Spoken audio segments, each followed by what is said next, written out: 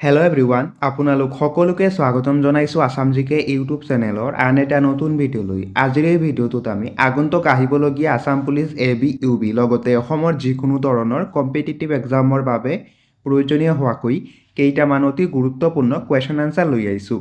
গতিকে ভিডিঅ'টো স্কিপ নকৰি সম্পূৰ্ণলৈকে চাব আৰু আপোনালোকে কিমানটা কুৱেশ্যন শুদ্ধ কৰিব পাৰিছে কমেণ্ট বক্সত জনাব। তেনেহ'লে বলকচোন আজিৰ এই ভিডিঅ'টো আৰম্ভ কৰোঁ। আজিৰ আমাৰ ফাৰ্ষ্ট কুৱেশ্যনটো সুধিছে, ব্ৰহ্মপুত্ৰ নদীৰ বৃহত্তম উপনদীখনৰ নাম কি? ব্ৰহ্মপুত্ৰ নদীৰ বৃহত্তম উপনদীখনৰ নাম কি সুধিছে। এই প্ৰশ্নৰ ৰাইট এনচাৰ হৈছে অপশ্যন বি, সোৱণশিৰি। ব্ৰহ্মপুত্ৰ নদীৰ বৃহত্তম উপনদীখনৰ নাম হৈছে সোৱণশিৰি নদী। নেক্সট কুৱেশ্যনটো সুধিছে, অসম ৰাজ্যখন কেতিয়া গঠন হৈছিল? অসম ৰাজ্যখন কেতিয়া গঠন হৈছিল সুধিছে। ইয়াৰ ৰাইট এনচাৰটো হৈছে অপশ্যন বি, 1950 চনত। অসম ৰাজ্যখন 1950 চনত গঠন হৈছিল। নেক্সট কুৱেশ্যনটো সুধিছে, অসমৰ ৰাজধানী কেতিয়া দিছপুৰলৈ স্থানান্তৰ কৰা হৈছিল? অসমৰ ৰাজধানী কেতিয়া দিছপুৰলৈ স্থানান্তৰ কৰা হৈছিল সুধিছে। ইয়াৰ ৰাইট এনচাৰটো হৈছে অপশ্যন চি, 1973 চনত। অসমৰ ৰাজধানী দিছপুৰলৈ 1973 চনত স্থানান্তৰ কৰা হৈছিল। নেক্সট কুৱেশ্যনটো সুধিছে, অসমত কেতিয়া উচ্চ ন্যায়ালয় স্থাপন কৰা হৈছিল? অসমত কেতিয়া উচ্চ ন্যায়ালয় স্থাপন কৰা হৈছিল সুধিছে। এই প্ৰশ্নৰ ৰাইট এনচাৰটো হৈছে অপশ্যন ডি, 1 মাৰ্চ 1948 চনত। অসমত 1 মাৰ্চ 1948 চনত উচ্চ ন্যায়ালয় স্থাপন কৰা হৈছিল। নেক্সট কুৱেশ্যনটো সুধিছে, গুৱাহাটী বিশ্ববিদ্যালয়ৰ প্ৰথম উপাচাৰ্যজন কোন আছিল? গুৱাহাটী বিশ্ববিদ্যালয়ৰ প্ৰথম উপাচাৰ্য কোন আছিল সুধিছে। ইয়াৰ ৰাইট এনচাৰটো হৈছে অপশ্যন এ, কৃষ্ণকান্ত সন্দিকৈ। গুৱাহাটী বিশ্ববিদ্যালয়ৰ প্ৰথম উপাচাৰ্যজন আছিল কৃষ্ণকান্ত সন্দিকৈ। নেক্সট কুৱেশ্যন, অসমত স্থাপন কৰা প্ৰথম কলেজখনৰ নাম কি? অসমত স্থাপন কৰা প্ৰথম কলেজখনৰ নাম কি সুধিছে। এই প্ৰশ্নৰ ৰাইট এনচাৰটো হৈছে অপশ্যন চি, কটন কলেজ। অসমত স্থাপন কৰা প্ৰথম কলেজখনৰ নাম হৈছে কটন কলেজ। নেক্সট কুৱেশ্যন, মাধৱদেৱৰ সাহিত্যিক জীৱনৰ কীৰ্তিস্তম্ভ কি? মাধৱদেৱৰ সাহিত্যিক জীৱনৰ কীৰ্তিস্তম্ভ কি সুধিছে। ইয়াৰ ৰাইট এনচাৰটো হৈছে অপশ্যন এ, নামঘোষা। মাধৱদেৱৰ সাহিত্যিক জীৱনৰ কীৰ্তিস্তম্ভ হৈছে নামঘোষা।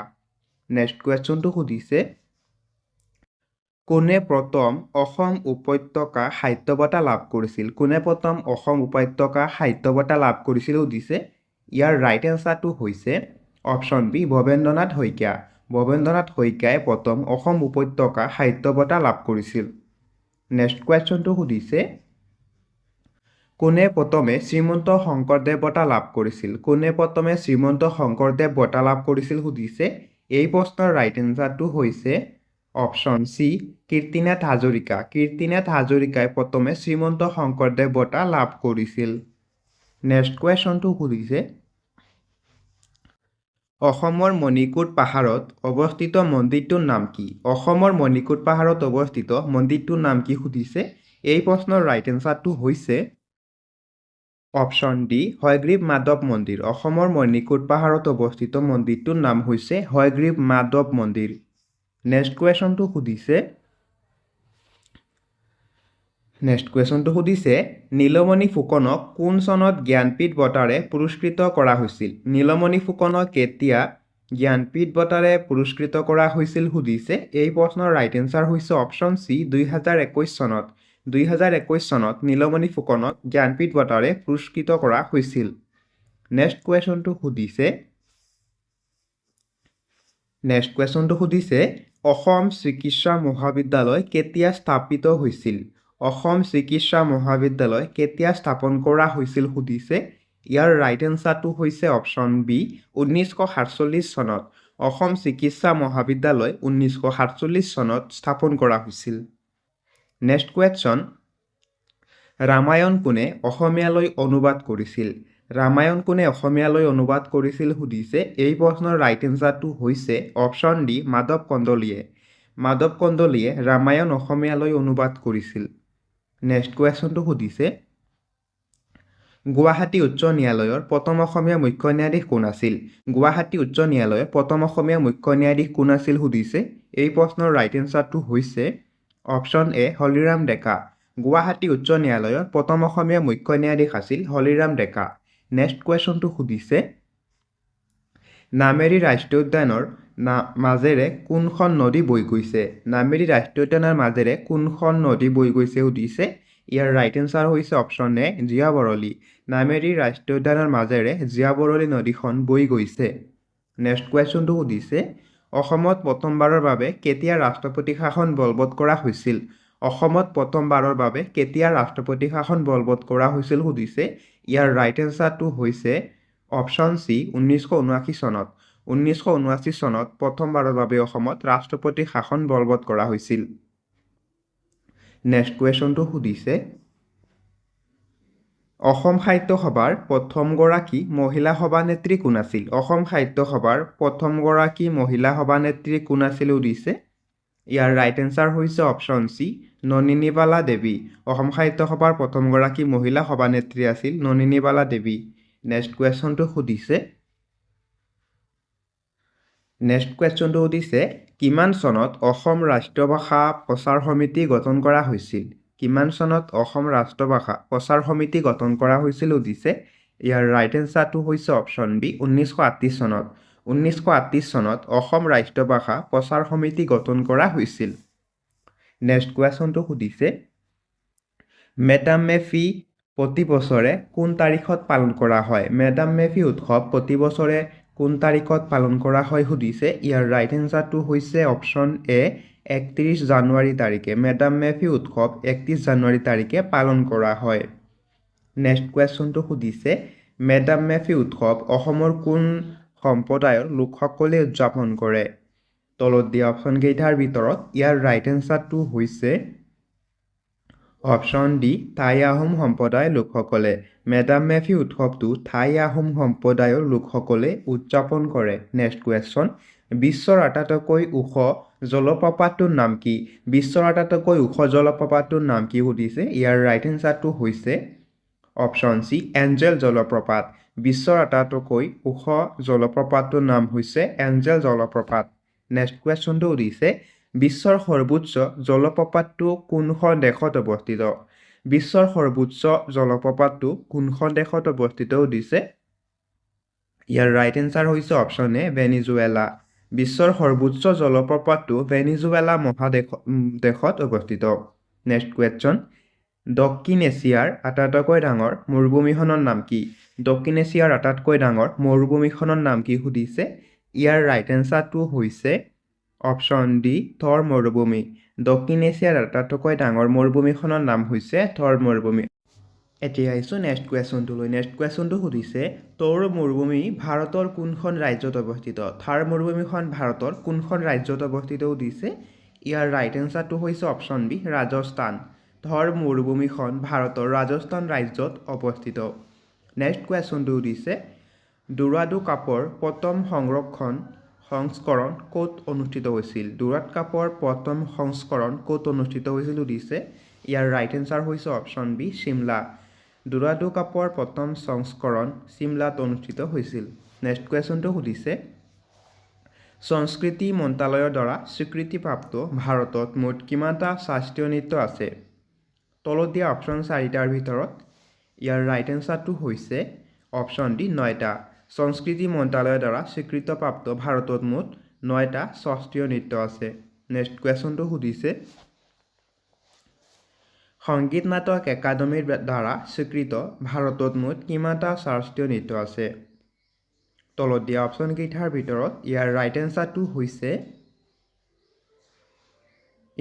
এনচাৰটো হৈছে অপশ্যন বি 8টা। সংগীত নাটক একাডেমীৰ দ্বাৰা স্বীকৃত ভাৰতত মুঠ 8টা শাস্ত্ৰীয় নৃত্য আছে। নেক্সট কুৱেশ্যনটো সুধিছে সংবিধান সভাৰ প্ৰথমখন অধিৱেশন ক'ত অনুষ্ঠিত হৈছিল? সংবিধান সভাৰ প্ৰথমখন অধিৱেশন ক'ত অনুষ্ঠিত হৈছিল সুধিছে। ইয়াৰ ৰাইট এনচাৰটো হৈছে অপশ্যন বি নতুন দিল্লী। সংবিধান সভাৰ প্ৰথমখন অধিৱেশন নতুন দিল্লীত অনুষ্ঠিত হৈছিল। নেক্সট কুৱেশ্যনটো সুধিছে বড়োলেণ্ড টেৰিটৰিয়েল কাউন্সিলৰ মুঠ কিমানখন জিলা আছে? বড়োলেণ্ড টেৰিটৰিয়েল কাউন্সিলৰ মুঠ কিমানখন জিলা আছে সুধিছে। ইয়াৰ ৰাইট এনচাৰটো হৈছে অপশ্যন বি চাৰিখন বড়োলেণ্ড টেৰিটৰিয়েল কাউন্সিলৰ মুঠ 4খন জিলা আছে নেক্সট কুৱেশ্যনটো সুধিছে অসমত সবাতোকৈ কম দিন শাসন কৰা মুখ্যমন্ত্ৰীগৰাকী কোন আছিল অসমত সবাতোকৈ কম দিন শাসন কৰা মুখ্যমন্ত্ৰীগৰাকী কোন আছিল সুধিছে ইয়াৰ ৰাইট এনসাৰ হৈছে অপশ্যন সি ডক্টৰ ভূমিধৰ বৰ্মন অসমত সবাতোকৈ কম দিন শাসন কৰা মুখ্যমন্ত্ৰীগৰাকীৰ নাম আছিল ডক্টৰ ভূমিধৰ বৰ্মন নেক্সট কুৱেশ্যনটো সুধিছে ভাৰতৰ আটাইতকৈ ডাঙৰ সৈনিক পুৰস্কাৰ কোনটো ভাৰতৰ আটাইতকৈ ডাঙৰ সৈনিক পুৰস্কাৰ কোনটো সুধিছে ইয়াৰ ৰাইট এনসাৰ হৈছে অপশ্যন বি পৰমবীৰ চক্ৰ ভাৰতৰ আটাইতকৈ ডাঙৰ সৈনিক পুৰস্কাৰটো হৈছে পৰমবীৰ চক্ৰ নেক্সট কুৱেশ্যন কোনখন দেশত কোনখন খেলত প্লান্টি ষ্টক ব্যৱহাৰ কৰা হয় তলত দিয়া অপশ্যন কেইটাৰ ভিতৰত ইয়াৰ ৰাইট এনসাৰ হৈছে অপশ্যন বি হকি হকি খেলত পেনাল্টি ষ্টক ব্যৱহাৰ কৰা হয় নেক্সট কুৱেশ্যনটো সুধিছে কোন চনত অসহযোগ আন্দোলন আৰম্ভ হৈছিল কোন চনত অসহযোগ আন্দোলন আৰম্ভ হৈছিল সুধিছে ইয়াৰ ৰাইট এনসাৰটো হৈছে অপশ্যন বি 1920 চনত 1920 চনত অসহযোগ আন্দোলন আৰম্ভ হৈছিল নেক্সট কুৱেশ্যনটো সুধিছে ভাৰতৰ কোনখন ৰাজ্যক হাৰ্ট অফ ইণ্ডিয়া বুলি কোৱা হয় ভাৰতৰ কোনখন ৰাজ্যক হাৰ্ট অফ ইণ্ডিয়া বুলি কোৱা হয় সুধিছে ইয়াৰ ৰাইট এনসাৰ হৈছে অপশ্যন বি মধ্যপ্ৰদেশ ৰাজ্যক ভাৰতৰ হাৰ্ট অফ ইণ্ডিয়া বুলি কোৱা হয় নেক্সট কুৱেশ্যনটো সুধিছে প্ৰথম ভাৰতীয় ICS উপাধি লাভ কৰা ব্যক্তিজন কোন আছিল তলত দিয়া অপশ্যন কেইটাৰ ভিতৰত ইয়াৰ ৰাইট এনসাৰটো হৈছে অপশ্যন এ সত্যেন্দ্ৰনাথ ঠাকুৰ প্ৰথম ভাৰতীয় ICS উপাধি লাভ কৰা ব্যক্তিজন আছিল সত্যেন্দ্ৰনাথ ঠাকুৰ নেক্সট কুৱেশ্যন কোনটো আন্দোলন আগষ্ট অফাৰ নামেৰে জনাজাত আছিল কোনটো আন্দোলন আগষ্ট অফাৰ নামেৰে জনাজাত আছিল সুধিছে ইয়াৰ ৰাইট এনসাৰটো হৈছে অপশ্যন এ ভাৰতীয় আন্দোলনক আগষ্ট অফাৰ নামেৰে জনাজাত আছিল নেক্সট কুৱেশ্যনটো সুধিছে ভাৰতৰ ফুটবলৰ মক্কা বুলি কোনখন ঠাইক জনা যায় ভাৰতৰ ফুটবলৰ মক্কা বুলি কোনখন ঠাইক জনা যায় সুধিছে ইয়াৰ ৰাইট এনসাৰ হৈছে অপশ্যন এ কলকাতাক ফুটবলৰ মক্কা বুলি কোৱা হয় নেক্সট কুৱেশ্যনটো সুধিছে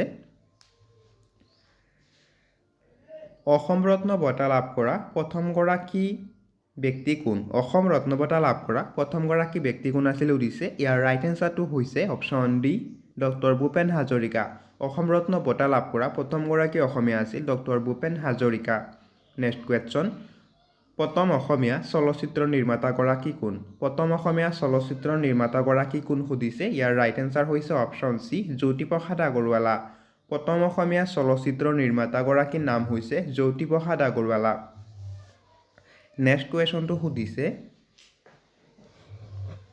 ভাৰতৰ কোনখন ৰাজ্যত সৰ্বাধিক সংখ্যক জিলা আছে ভাৰতৰ কোনখন ৰাজ্যত সৰ্বাধিক সংখ্যক জিলা আছে সুধিছে ইয়াৰ ৰাইট এনসাৰ হৈছে অপশ্যন এ উত্তৰ প্ৰদেশ ভাৰতৰ উত্তৰ প্ৰদেশ ৰাজ্যত সৰ্বাধিক সংখ্যক জিলা আছে next কুৱেশ্যনটো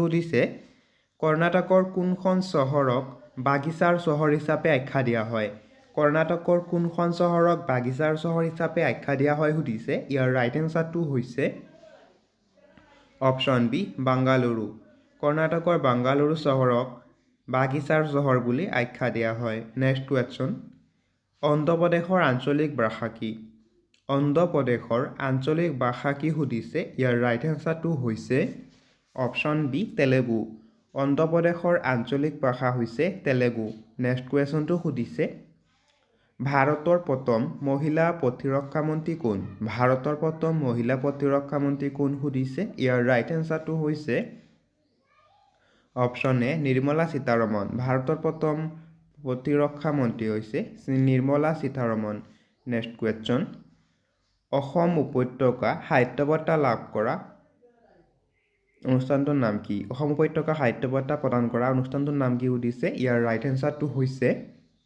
option C Williamson Magor educational strike next কুৱেশ্যনটো সুধিছে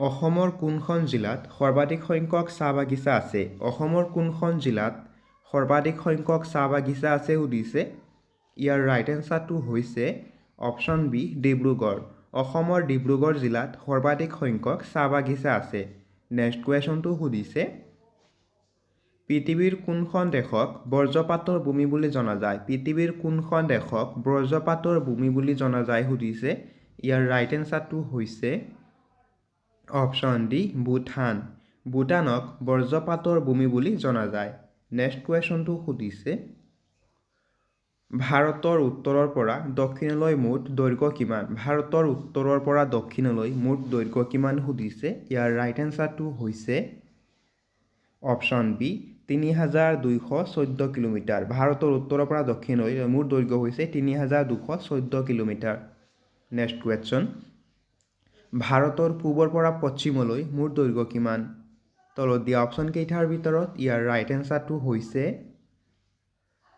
এনসাৰটো হৈছে অপশ্যন ডি ২৯৩৩ কিলোমিটাৰ ভাৰতৰ পূবৰ পৰা পশ্চিমলৈ মুঠ দৈৰ্ঘ্য হৈছে ২৯৩৩ কিলোমিটাৰ নেক্সট কুৱেশ্যন ২০২২ চনৰ অসমৰ কোনে অৰ্জুন বঁটা লাভ কৰিছে ২০২২ চনত অসমৰ কোনে অৰ্জুন বঁটা লাভ কৰিছে সুধিছে ইয়াৰ ৰাইট এনসাৰটো হৈছে অপশ্যন এ নয়নমণি শইকীয়া ২০২২ চনত অসমৰ নয়নমণি শইকীয়াই অৰ্জুন বঁটা লাভ কৰিছে